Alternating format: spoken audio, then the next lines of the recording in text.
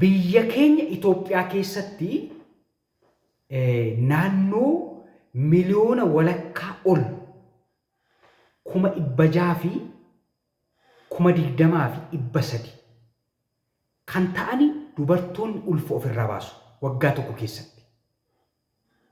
Naannoo 620,300 600 ol jechuudha waggaa tokko keessatti ulfa kan ofirraa baasan dubartoonni Itoophiyaa keessa jiraatan. Kun immoo ofiisaa bahataa toon taanee ulfi suni kan isaan qoricha fayyadamu, mala garaagaraa biraa fayyadamu yookaan mala aadaa fayyadamu, waan biraa fayyadamu kan isaan ofirraa baasanidha.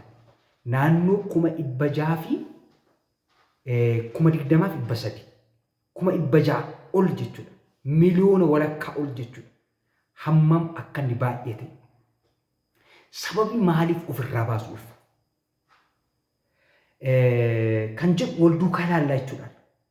Wanti isin ajaa'ibu addunyaa kanarratti waggaa tokko keessatti ulfi naannoo miliyoona 73. Kana jechuun uummata Itoophiyaa walakkaa ol jechuudha. Miliyoona 73 kan ta'u ulfa ofirraa baasu. Addunyaa kanarra kan jiraatan jechuudha. Dubartoonni addunyaa kanarra jiraatan miliyoona 73 ulfa ofirraa baasu. Ofiisaa baatoon ta'an ofirraa baasu.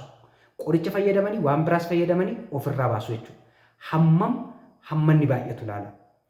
Riisarchiin yookaan qorannoo yeroo dhiyoo hojjetame immoo USA keessatti ji'a tokko keessatti naannoo dubartootaa 98,990 kana jechuun almost naannoo 100 jechuudha. Ji'a tokko keessatti dubartoonni ulfa ofirraa baasan jechuudha.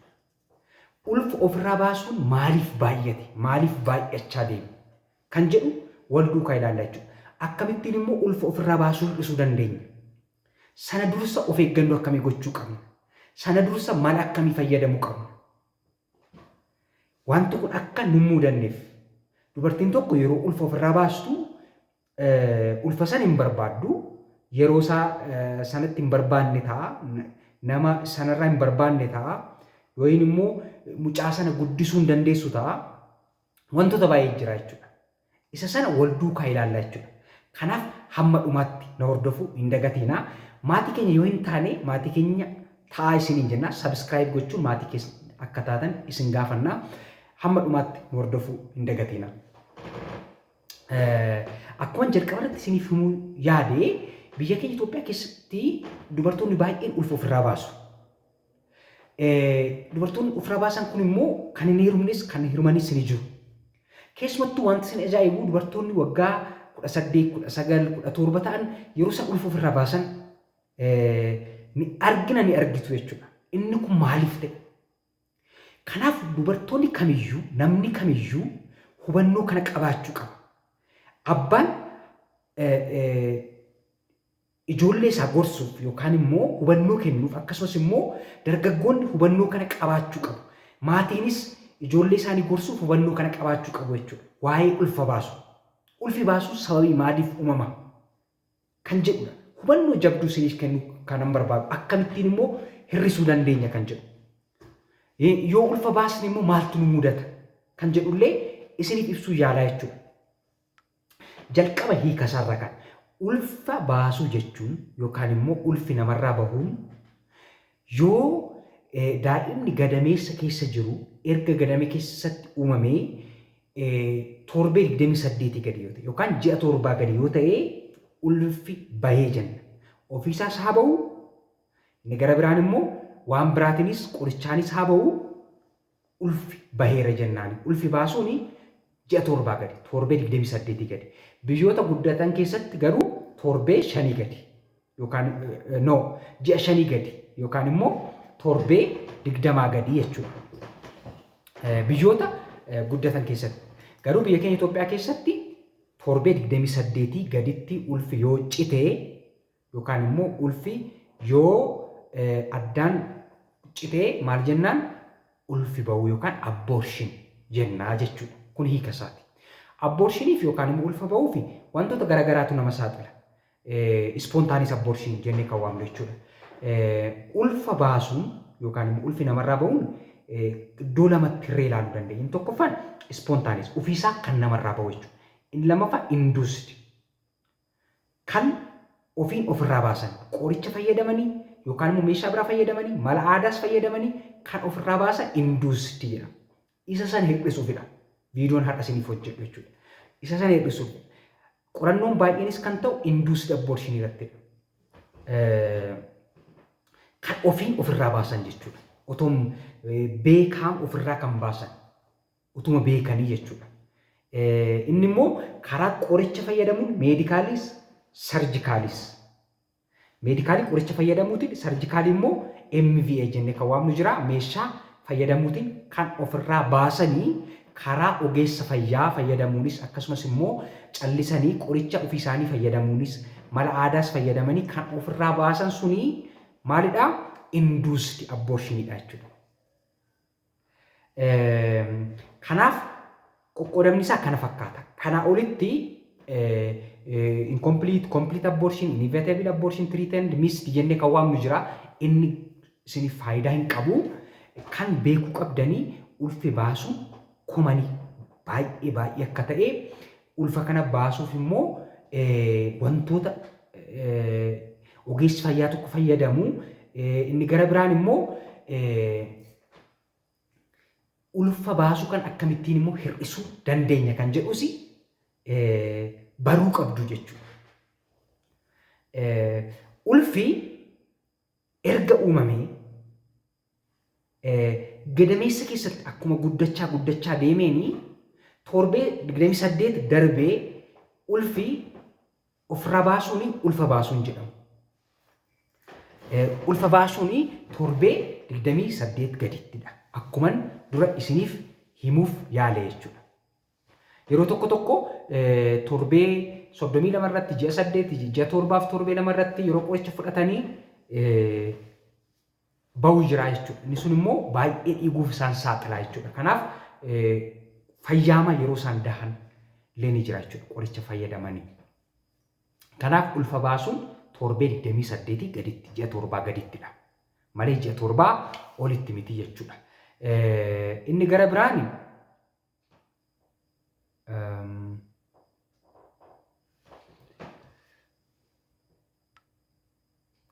akka yaalaatti yookaan Itoophiyaa keessatti akka yaalaatti yookaan immoo akka meedikoo leegaaliitti akka yaalaatti ulfa baasuun yeroo kam eeyyamama.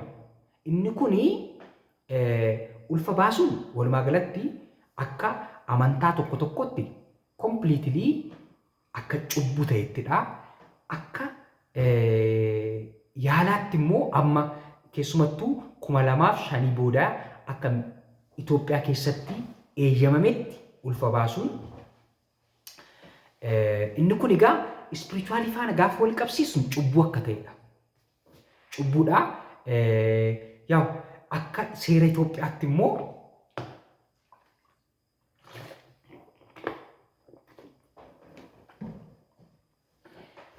akka seera Itoophiyaa keessatti ulfa baasuun kan eeyyamamu afur bakka iddoo gurguddaa afuritti hireen isinitti himaa jechuudha. Inni tokkoffaan yoo rakkinni fayyaa jiraatedha. Rakkinni fayyaa jechuun rakkinni fayyaa haadha sanaa yoo jiraate. Kana jechuun fayyaan keessoo dhukkubni keessoo dhukkuba onneyaa ta'uu dhukkuba biraa haa ta'uu mucaa kana ishee akka isheen hin deenye ishee dhorku yoo jiraate. Lubbuu ishee irratti rakkina fidu fayyaa ishee irratti rakkina fidu yoo jiraate fiizikaal heelzii haa ta'u meentaal heelzii rakkina sammuus haa ta'u mucaa sana deessee keer gochuu hin dandeessu yoo ta'e inni kuni dubartii sanarraa ulfa baasuu fi indikeeshiniidha jechuudha. Akka Itoophiyaa keessatti hojjetamaa jirti jechuudha. Rakkoon fayyaa haadha sanaa yoo jiraate da'uu fi guddisuu hin dandeessu yoo ta'e.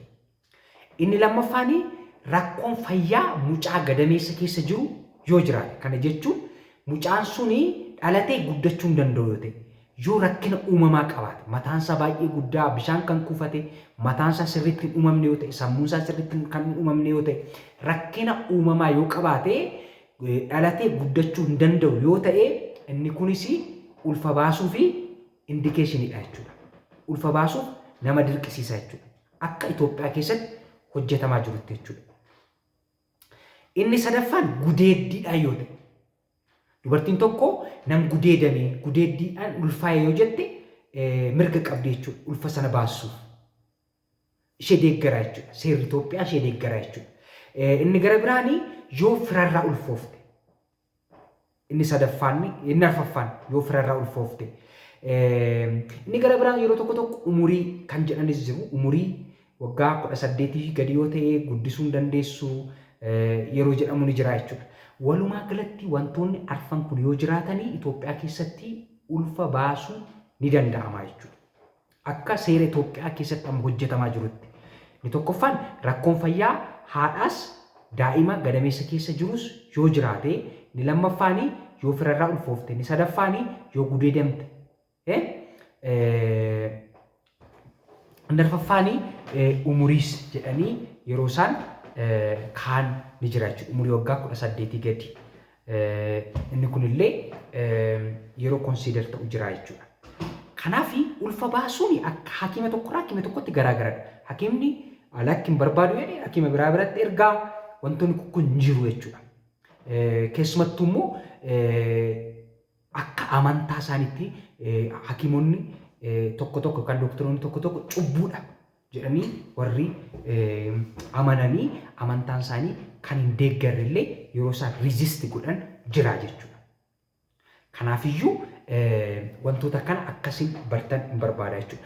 Kana jechuun ofii keenya lafa hojjennutti waan kana hojjennaa isiniin jechaa jirra toon taane wanti Itoophiyaa keessa jiru kanadha. Kana fakkaata. Kanaaf of eeggannoo gochuu qabdu. Ulfa baasuu hir'isuun ni danda'ama. Karaa kam dursa of eeggannoo gochuuti. Inni tokkoffaan mala ittisa ulfaa fayyadamuudha. Yoo ulfa hin barbaannu ta'e mala ittisa ulfaa fayyadamuudha bakka. Yoo immoo akka tasaa akka carraa walquunnamtii saalaa qabaanne immoo poostpiilii fayyadamuudha. Sa'aatii 72 keessatti yoo dandeessan sa'aatii 12 keessatti akkuma walquunnamtii saalaa gootanii sa'aatii 12 keessatti poostpiilii fayyadamuudha jechuudha ulfa ittisuuf. Yoo dandeessan immoo poostpiilii irra immoo mala ittisa ulfaa biroo baay'ee effektiivii ta'an fayyadamu. Inni gara biraan immoo yeroo tokko tokko yeroo mala uumamaa baayoloojikaalii yeroo fayyadamullee jira jechuudha. Isas yuutuubii kanarratti isiniif hojjedheera viidiyoo isiniif hojjedhee keessa jira. Sirna marsaa laguu tokko keessatti ulfi yoom uumama guyyaa kam kamirra uumama kan jedhu isas ilaaluu dandeessu jechuudha. Kanaaf dursitanii of eeggachuu gochuu qabdu malee erga ulfi uumamee ulfa baasuun furmaata hin ta'u jechuudha. Personaalii ani karaa koo ulfa baasuu hin deeggaru ofii koos hin hojjedhu qorichas hin barreessu yoo haati sun fayyaa taate daa'imni sun gadameessa keessatti fayyaa ta'ee hin barreessu jechuudha. Yoo daa'imni sun garaa keessatti miidhame, yoo daa'imni sun garaa keessatti rakkina uumamaa qabaate, bahee guddachuu hin danda'u yoo ta'e kun hin barraa hakiimni kamiyyuu ni barreessa. Garuu dubartiin sun fayyaa gadameessa keessa kan jiru mucaanis fayyaa yoo ta'e yeroo tokko tokko baay'ee namatti ulfaata barreessuun ani personaalii karaa koo hin barreessu rikoomandis hin godhu of eeggachuu qabdu jechuudha. Jalqaba of eeggannoo cimsuu qabdu. Ulfi akka hin uumamneef mala ittisa ulfaa fayyadamuudha. Kanaafiyyuu mala ittisa ulfaa fayyadamuutiin ulfa hin taane ittisuun ni danda'ama. Ulfi hin taane yoo ittifame immoo ulfa baasuun ni ittifama jechuudha. Ulfa baasuus hir'isuu ni dandeenya jechuudha karaa kanaan. Waan dhaggeeffattaniif galatoomaa. Inni gara biraan waan inni isinitti himuu barbaadu ulfa baasuun yoo jiraate yookaan immoo ulfa baasuuf yookaan ba'uu ulfaaf maaltu nu saaxila? Yoo amma kallattii ba'uu ulfaaf wantoota nu saaxilan. Isa qorichaan yookaan immoo isa sarjikaalii yookaan meeshaa fayyadamuu baasuun alatti ofiisaa wanti ba'u ispontaanis aborshiniif maaltu nu saaxila? Ofiisaa kan ba'u. Infekshinii ta'uu danda'a. Ni gara biraan immoo rakkina barrii gadameessaa yookaan laaffachuu barrii gadameessaa ta'uu danda'a. Rakkoo dhibee sukkaaraa ta'uu danda'a. Dhibee kiroomosoomii yookaan caasaa kiroomosoomii ta'uu danda'a. Wantoota garagaraaf nu saaxilaa jechuudha. Ofiisaa kan nurraa bu'u jechuudha. Inni kun ofiisaa kan nurraa bu'uuf nu saaxila malee isa ofii keenya ofirraa baasuuf miti jechuudha. Yoo abortionii yookaan ulfi baasuun jiraate maaliif nu saaxila gara fuulduraatti? Fi akkasumas immoo maaliif nu saaxiluu danda'a? Komplikeeshinii isaa xaaxaan isaa maal ulfa baasuun? Yoo qoricha fayyadamnes yoo ofiisaa nurraa bahes yookaan meeshaa fayyadamnes dhiiguun jiraachuu danda'a. Inni tokkoffaan dhiiguun immoo hamma shookii keessa nu galchee lubbuu keenya balleessuutti gahuu danda'a jechuudha. Dubartoonni yeroo tokko manatti qoricha isaa fudhatanii yeroo baay'ee dhiiganii du'uu gahanii hospitaala dhufan ni jira jechuudha. Yeroo lubbuun isaanii darbullee ni jiraata jechuudha. Yeroo dhiigallee tiraansfuus ta'an dhiigni namaa isaaniif kennamullee jiraata jechuudha. Mana keessatti qoricha sana fudhachuun dhoksanii yeroo baay'ee isaan dhiigu jira jechuudha. Inni tokkoffaan dhiiguudha. Inni lammaffaan infekshiniidha. Inni sadaffaan immoo gara fuulduraatti illee rakkina dhalabuuf isaan saaxiluu danda'a. Dhala dhabuuf isaan saaxiluu danda'a. Infekshinii uumuun. Inni gara biraan immoo madaa'uuf illee isaan saaxiluu ni danda'a jechuudha. Kanaafiyyuu isa kana hambisu, isa kana hir'isu maal gochuu qabna ree? Ulfa hin barbaachisne, ulfa nuti hin barbaanne, ulfa hin karoorsine ittisuu qabna jechuudha. Isa ittisuuf immoo maal gochuu qabna? Yoo dandeenye gaa'ela dura walqunnamtii saalaa gochuu dhiisuu.